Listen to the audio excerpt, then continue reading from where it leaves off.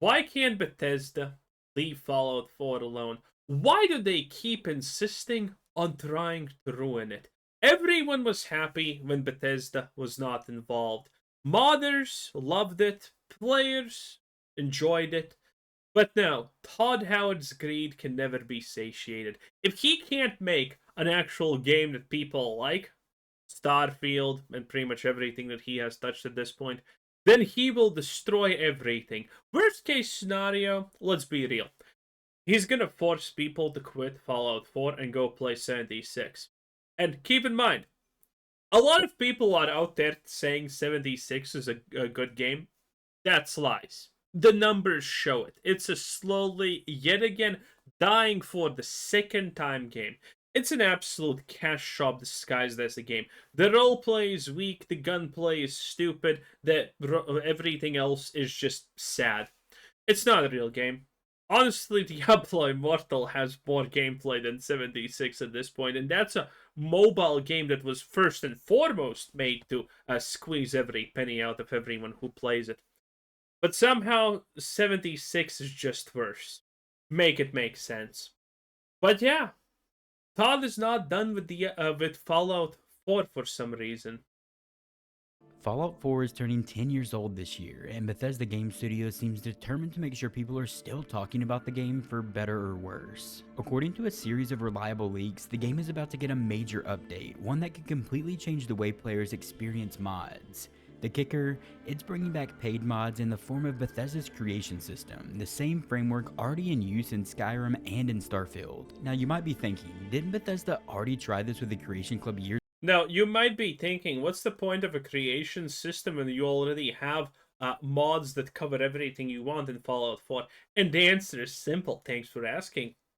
Because any update to the game will break the game in every mod. If every mod is broken and Bethesda now has a way to sell mods, that's just free money because, well, everyone's going to put their mods on there and now you have to pay for the things you previously got for free. Ain't that great? Ain't that great? Yeah, Todd's truly a visionary. ago? Yes, they did. And yes, it was also controversial then as well. But this time, the company seems ready to double down, leaning on Fallout's resurgence thanks to Amazon's hit TV show to give Fallout 4 a second life. The question is, are players ready for it? But before we get into it, if you enjoyed the video, be sure to leave a like and subscribe to the channel to stay up to date with all the latest Fallout news. And if you're interested, consider becoming a member on the channel for early access on every video, members only content, your name in the credits, the ability to write in and have your comments featured, and access to the Discord community. Wow. The story started with Juicehead, a well-known YouTuber in the Bethesda community, and he dropped a video claiming Fallout A well-known shill. We probably watched this. 4 will soon adopt the creation system. And it doesn't Oh, seem yeah, like we he's did. guessing either. Juicehead said he confirmed the news with multiple sources and even sat on it for up to 6 months before going public with the information. That kind of patience could suggest he's pretty confident in the information. If you're unfamiliar, Creations is Bethesda's replacement for the old Creation Club. It's a storefront inside the game where modders can publish their work, often charging players a fee. Bethesda of course takes a cut from all of it, and it's been active in games like Skyrim and Starfield for a while now, and Fallout 4 is apparently next in line. And it seems like this timing is no accident. Season 2 of Amazon's Fallout TV series is set to air this December, and there's heavy speculation that this update will drop alongside it. Maybe Yeah, I think everyone knows that this is gonna happen. But again, I will remind everyone, I love talking about it, so I will talk about it again. It's the fact that Season 2 is gonna be a disaster. Season 1 is already just filled with tourists. Any real Fallout fan looked at the TV show and said, wow, this is shit. This is shit. Everyone with 2 brain cells fighting for 3rd place was, did you see the guns? They look like in the game. Yes, the show is based off of the game. The guns should look like that, yes. Idiot. Man, the amount of lore this show destroyed is insane. Ghouls, super mutants, everything. The Brotherhood of Steel. Name one thing, and the show destroyed it. Everything it touched completely just got obliterated. It's an experience, truly. And the only reason this show was popular was tourists. I have said this many times. Fallout is a very approachable, very cool, very distinct setting. It is probably one of the strongest IPs, just recognizable in a recognizable sense. It's easy to understand. It's easy to get into. It's interesting. It has a bunch of quirks and whatnot. It's great. It's absolutely great, and that's why it's a great TV show idea. Not necessarily in how it got really done, but at least an idea. And for season 2, there's not gonna be the tourists. The tourists come and the tourists go. They're not gonna stay. All of the semi-good and good storylines from season 1 have already been finished. Lucy's character development is resolved. The ghoul resolved. And yes, there's still Lucy's dad, but who gives a shit? That was never actually the main story. That was never the main plot. That was never the main anything.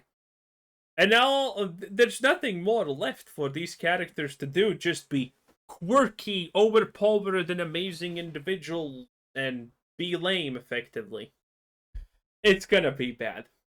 And with Bethesda banking so hard on season 2 being successful and big, and I bet season 2 is not going to be even 50% of season 1. That's my estimate currently. There's no way. Even marked as a pseudo DLC launch, like a Fallout 4 Anniversary Edition of some sorts. That would also line up pretty perfectly with the game's 10th birthday this November. Let me know down in the comments what you think about creations being added to Fallout 4. Paid mods have always been a sore spot in Bethesda's community. Back in 2015, Valve and Bethesda tried to launch a paid mod system for Skyrim on Steam, and the backlash was immediate. Fans accused them of trying to monetize what had always been a free, community-driven ecosystem, and Bethesda eventually backed down within a week, but the idea never really died, of course. Instead, it looks... By the way, I called it then. I didn't talk about this stuff, but I think I talked it on my second channel about this. Don't remember. But I said that this is going to happen. There's no way Bethesda just gives up on pay mods. It's happening sooner or later again, and the next time it happens, it's probably not going away. And here we are, right once again. Looks like it's evolved. The Creation Club launched back in 2017 as a softer approach to these paid mods. Instead of any random modder charging for content, Bethesda curated the mods, working directly with creators to release small DLC-style packs. But even that system got pushed back, with players saying it was overpriced and unnecessary. Now with creators, Bethesda seems to be fully committed to the idea of paid mods as a permanent feature in their games going forward. In Skyrim and Starfield, it's essentially a marketplace where creators can upload their work, get it verified by Bethesda, and then sell it to players. It's more open than the old Creation Club, but it also raises fears of flooding the market with low quality or even AI-generated content, and that's as it has already previously happened. But it all makes Bethesda money at the end of the day anyway, so they're happy. Exactly what players are rightfully already complaining about. On Reddit, one user joked, "Can't wait to pay $9.99 for an AI-generated power armor skin." That pretty much sums up the skepticism a lot of fans are feeling about this new update. Now, I personally see this in two minds. Yes, the slop and overpriced junk has no space to be taking up a place on the store, and I think Bethesda should do a better job of policing what goes on the Creation Store and the pricing to ensure a great experience for the players. On the other hand, when you get really high quality content that are essentially fan-made DLCs for around $10, then I can see the upside of having this storefront in the game and continuing the flow of content from the community. For example, if you're in the Bethesda ecosystem, you've probably heard of them, but there's this group called Kingath Creations who have made the Skyrim Bard's College expansion. Oh no, not the Skyrim. Dude, this is shit. The Skyrim Bard College and everything else that they have made, especially that Starfield one, it's ass.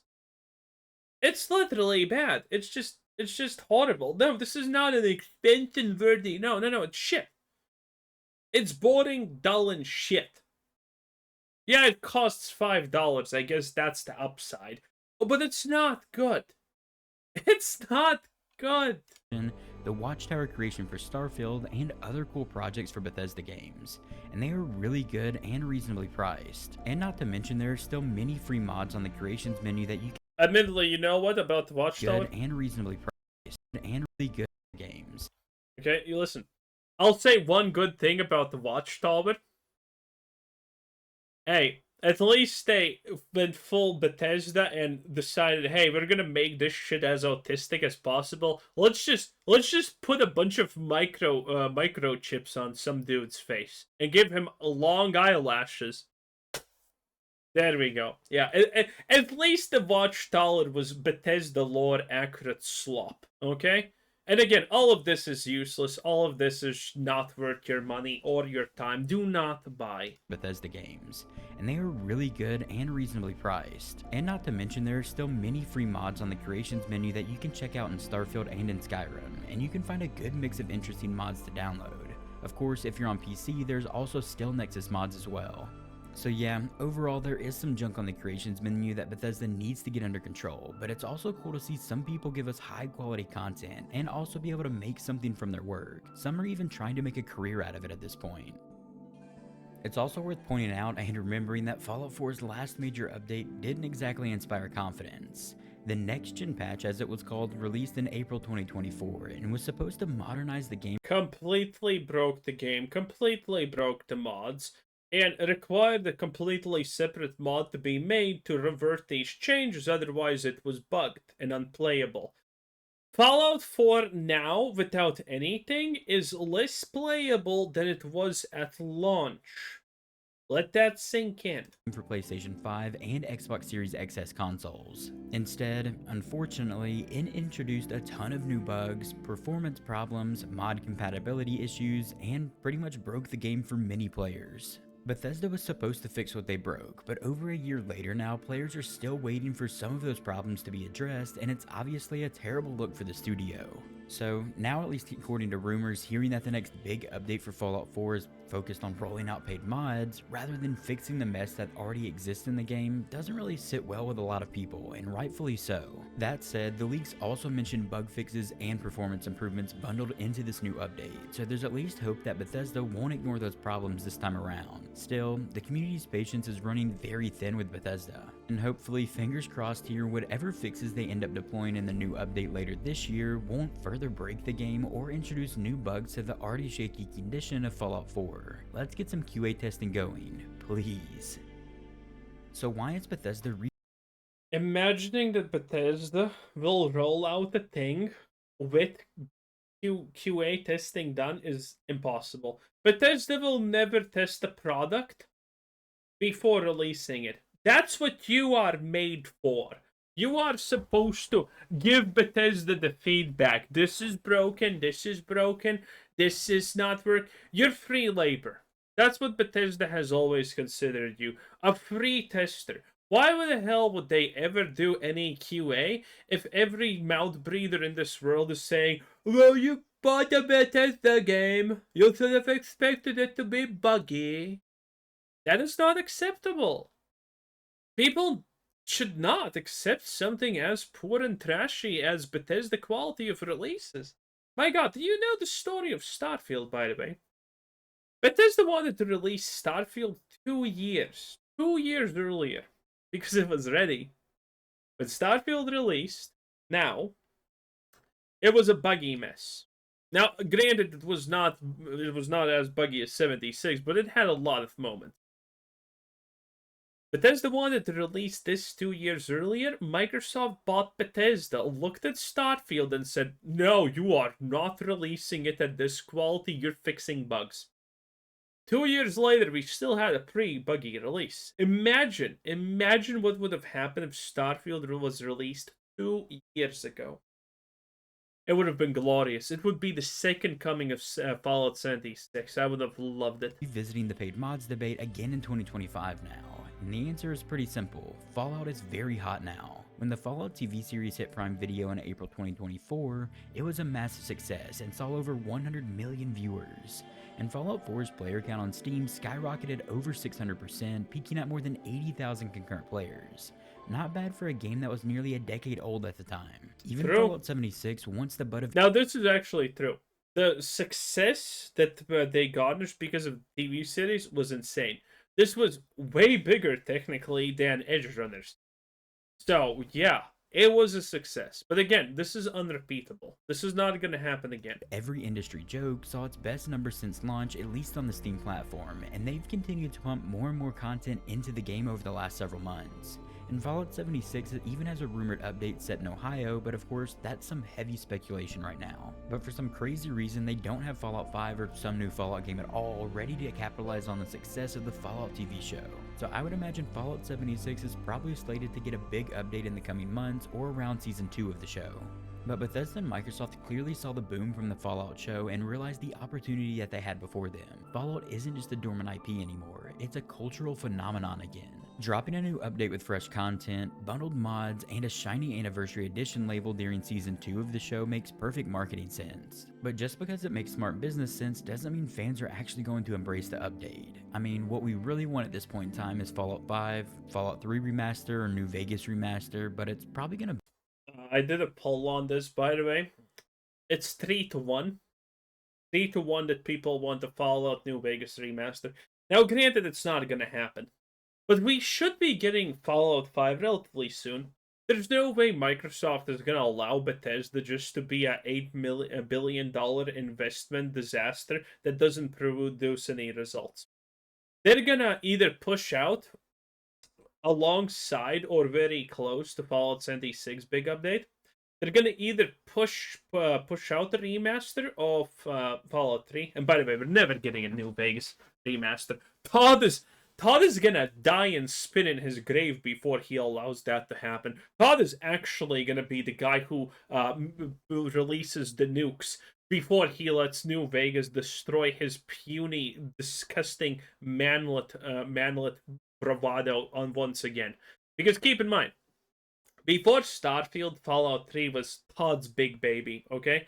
It was his masterpiece, the grand opus of his existence. And then comes Fallout New Vegas, a game done by a bunch of rando people at an extremely, extremely unbelievable time scale, and it completely blows Fallout 3 out of the water. It is better than it in every absolutely conceivable way. Imagine how Todd feels when your most critically best acclaimed game literally is not made by you. You never expected this. Oh boy. be a while before we get a new Fallout game. Maybe Fallout 3 Remaster is coming at some point in 2027. One of the strongest rumors tied to this update is that Bethesda will release a Fallout 4 Anniversary Edition similar to what it did with Skyrim. That edition would include all the game's DLC, the new creation system, bug fixes hopefully at least, and maybe some exclusive anniversary content for Fallout 4. It would also serve as a new jumping on point for players who got hooked by the TV show but never actually played the game. And with Fallout 5 still many years away at this point, it was recently greenlit at least, so they're probably just getting started on development, and Bethesda hasn't even launched The Elder Scrolls 6 yet. Hopefully that's coming in 2027, 2028, or some point soon, hopefully. I don't know. But Fallout 4 is probably the best candidate to keep the franchise alive in the meantime. I mean, there's Fallout 76, and I know many players love it, but it's just not for me. If Bethesda really... No, people don't love Fallout 76. The numbers show it. The community is very pleasant, very nice, very helpful for 76, true. But no, it's not a good game. It's an extremely poor shit game. Let's be real. I hate when people say that, oh, Fallout 76, no, it's not. I have played it. I have roughly, I don't know how many hours I have in that game. A lot. And it's bad. It's really fucking bad. He wants to push this as a relaunch moment for the game. The rumored Anniversary Edition could be marketed as the definitive way to experience Fallout 4. But depending on how much of it revolves around paid mods, fans might see it as a cash grab from Bethesda. This is where things get a bit complicated. Us Fallout fans are incredibly passionate about the series, and the modding community is one of the reasons Bethesda games stay alive for decades after they release. Games like Skyrim, Fallout 4, and Fallout New Vegas still has one of the most active modding scenes in PC gaming, so it's not a surprise that Bethesda wants to cash in where they can. But the idea of charging for mods does risk fracturing that community that they've built over the last several years with this game. On one hand, I mean, it literally doesn't matter. Okay, you fractured the modding community. So what? They're still paying you money. That's worth it. That's how Bethesda is looking at this situation. They don't care. They never cared. And some modders obviously welcome the chance to actually make money from the hundreds of hours of hard work they pour into their amazing projects. On the other hand, plenty of fans see mods as something that should always be free and created for the love of the game rather than for profit. Then there's obviously the AI problem. With the rise of generative tools, many fear the creation storefront will be flooded with low-effort AI-made junk, while genuinely talented creators and their work might get buried. Unless Bethesda sets strong curation rules with this new creations menu in Fallout 4, it could become a mess very fast. I've not checked out the Starfield creations menu in a little while at this point, but from what I could tell at the time, Bethesda needs to up their game in this area and not allow some stuff on the creations platform at all. What do you mean a reload animation that doesn't work and costs $10 is a bad thing? Like, what do you mean? Here's the thing, as controversial as paid mods are, the creation system has worked reasonably well in Skyrim. It hasn't killed the free modding scene, and it's given creators a way to make more ambitious content. In Starfield, the creations menu marketplace already has thousands of mods ranging from small tweaks to full quest lines, and if Bethesda handles it carefully, Fallout 4's update could genuinely breathe new life into the game. Imagine high quality, professionally made quest mods launching as paid DLC with modders finally compensated for their work. That could be a win-win in this situation. And with the mismanagement of their portfolio of games from Bethesda, and it's taking almost 20 years to get a new Elder Scrolls or Fallout game, for fans who really love these universes, the fan-made content on the Creations platform might be our best hope here. I mean, imagine one day a project like Fallout London being on consoles as well through the Creations platform. That would be great. Fallout London is like... Is Fallout London the actual really good and big revamp? No, wait, there's another one. There's the Neverwinter thing, or Always Winter, or something like that. That's not actually good. that's Dead Claw S scenes, bruh. It's insane. Anyway, Fallout London is actually the only really big worth it mod that I have heard of. I think that, or at least it pops to mind. I think there's one or two more that I know of, but I have never even played them. So, not 100% sure. Groundbreaking and allow us all to basically have new games made by the fans. Of course, for that to even be possible in games like Fallout 4, a file size update would be needed, because at this point I believe on Fallout 4 the mod limit is 2 GB and on Starfield it's around 100 GB. But maybe one day mods like Fallout London will be easily accessible by all of the fans. But if Bethesda fumbles this new update to Fallout 4, they're gonna fumble it. 1, 2. It's already easily accessible. if it's overpriced, buggy, or filled with shovelware, the backlash could be brutal from the community. Here's hoping it goes over well, of course. So where does this leave us at this point in time? If these leaks are accurate, Fallout 4's creation update will likely drop in November for the 10th anniversary or in December alongside Season 2 of the TV show. It'll include bug fixes, performance improvements, and the new paid mod system, and possibly it'll be packaged as the anniversary edition of Fallout 4. Until Bethesda officially confirms anything though, fans will remain split between excitement and frustration with the company. Fallout is in the spotlight again, and that's a great thing to see of course, but Bethesda also has to be careful not to squander that goodwill with a monetization system that feels very cash grabby. Does anyone believe that Bethesda is not gonna squander what little goodwill is left? I mean, call me crazy, but I honestly think Bethesda is gonna squander all of the goodwill before this even is released. Okay, I think it's gonna be that absolutely easy. Anyway, that was the end. Yeah, I'm not sure how I'm supposed to actually say that. Anyway, 10 out of 10. Bye.